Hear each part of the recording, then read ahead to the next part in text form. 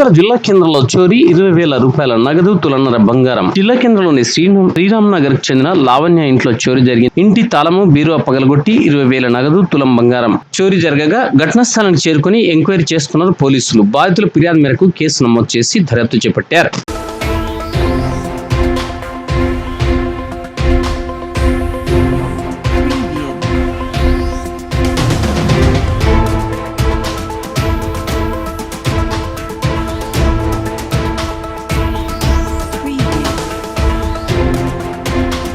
అన్న శ్రీరామ్ నగర్ 45 వార్డు వంజరవాడ జగిత్యాల్.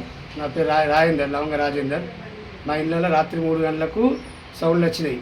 సౌండ్లు వచ్చినాక నేను బయట గొడ్లను తీస్తుంటే మా వాళ్ళు వద్దన్నారు. అయితే మా బంగ్లా మీదకి ఎక్కి స్టీల్ గేట్ తాళాలు వలగొట్టి ఇంట్లో బీరో అంతా ఎదిరిరు.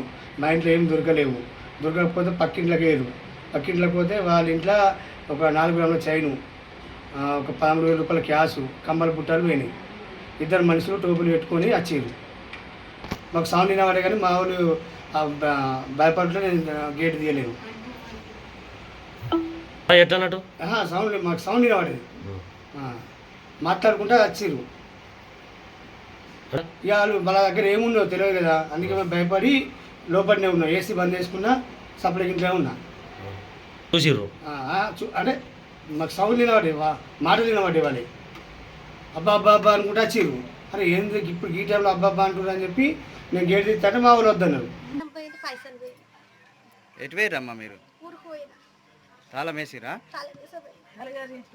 ఎన్నిటికి జరిగింది ఇది?